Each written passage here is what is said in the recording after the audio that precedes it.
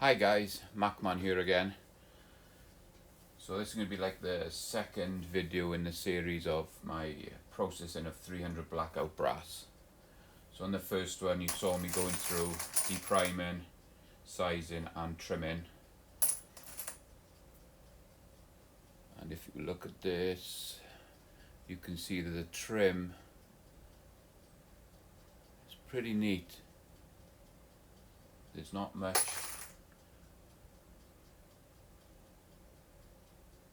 to clean off those. So this is what I do once I finish sizing and trimming. I will go through them all using my EGW sizing block. Quick rub over. You can see they're all going into there pretty neat and tidy.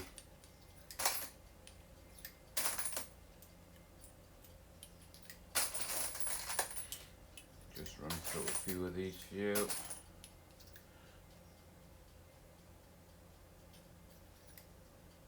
one had a little bit of dirt on it, but you can see they're all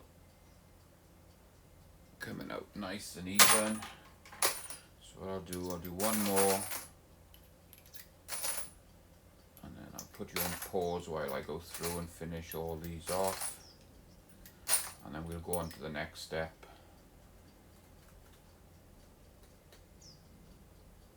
So I'll just finish doing these and I'll be back with you.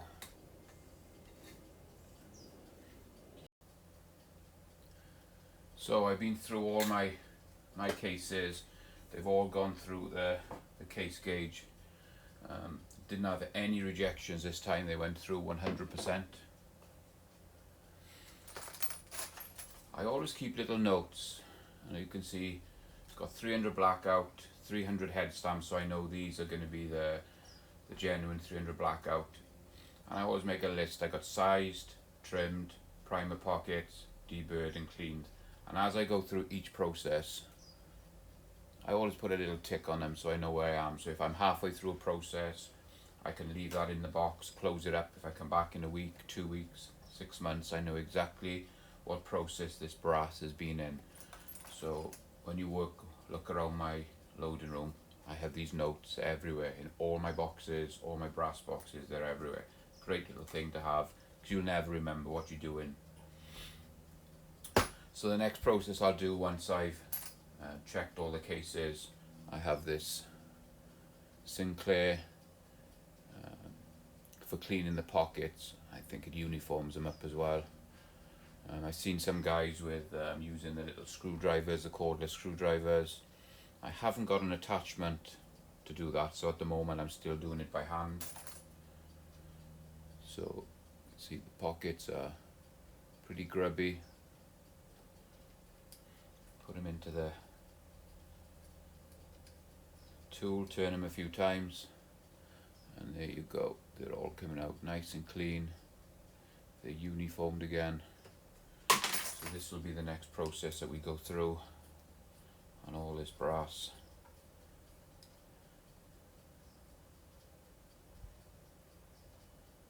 Coming out nice and clean. It's great, just sit in the loading room, maybe have the radio going, listen to some music, and just go on and do this. And go through and do. I got a few here to do, so it'll probably be an hour or so going through cleaning out these pockets. Check them after every one, make sure everything is nice and clean in there.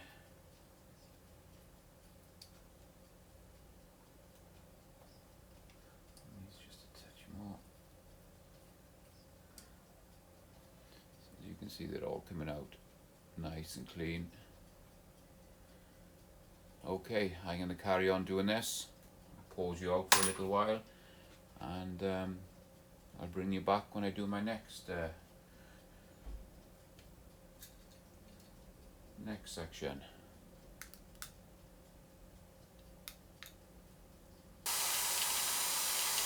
So guys, while I was going through with the Sinclair pocket cleaner and uniformer, I thought, why don't I try running it like I do when I cut my crimp off my brass. So I set my drill up with a cable tie, just holding the trigger down, just running nice and slow, and I just gently run them down onto the drill. I wear gloves because the drill is running, but this seems to be working just fine. I'm not putting too much pressure on them.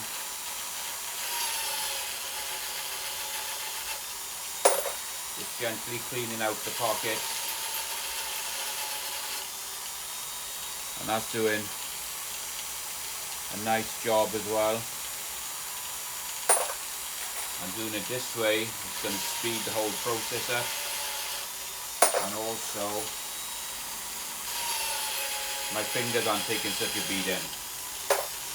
So let me just finish all these up and I'll be back.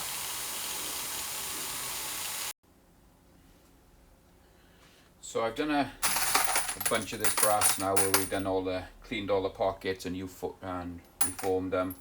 Using the drill really has speeded the process up, and again, it's a lot easier on the hands. So the last process I'll do is I'm going to just deburr the inside, the outside, and just put a little bit of a chamfer on the inside as well. So I tend to use this lineman case prep machine for that. So I got the inside one here and then the outside one here. So I just turn it on, just gently do them, little touch.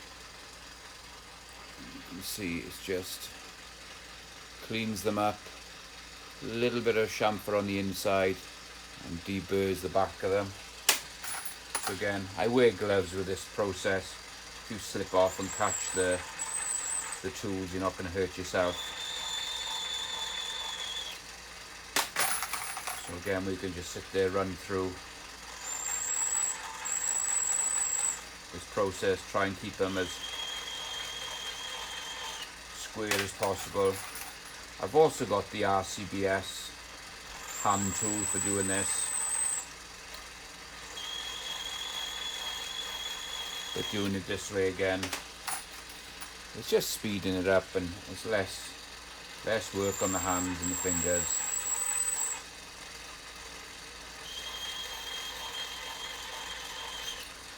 Just go through, do a few more.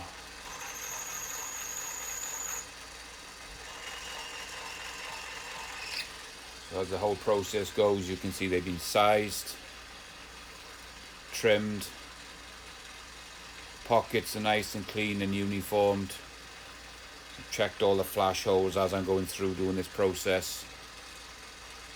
Also, you can see it's cleaned the top up, it's deburred it, and a little bit of a chamfer. And each time I do this process, I'm always checking the brass. This process is a good way to find out if you've got a split in the neck, because as soon as you put it onto this chamfering tool, you can hear it starts to click, and you know straight away that there's a crack or a split in the brass. So I'm going to go through, run all these through on this machine, and then what I'll do then is I'm going to put these in the wet tumbler. After watching a few videos of how much dust and dirt is coming off the dry tumblers and all the crap that comes out of the primer pockets, I'm beginning to stop using my dry tumbler, especially in the loading room, because I've noticed it puts a lot of dust on all my benches. So anything to help a little bit of the health side of it, so you're not breathing all that crap in, will always help. And I'm lucky I'm over here in Arizona. It's 105 degrees today, so I can run them through the wet tumbler, rinse them, stick them out on a dry towel on the bed of my truck for an hour, and they're done. They dry all the way through, they're nice and warm, and that's the process I'll be doing. Hope you enjoyed this these couple of videos on the way I process 300 blackout. Again, it's not a training video, it's just something that you can see the way I do it, how I tend to speed the process up a little bit, and hopefully you can take a little bit from it. That's great, thank you, see you on the next one.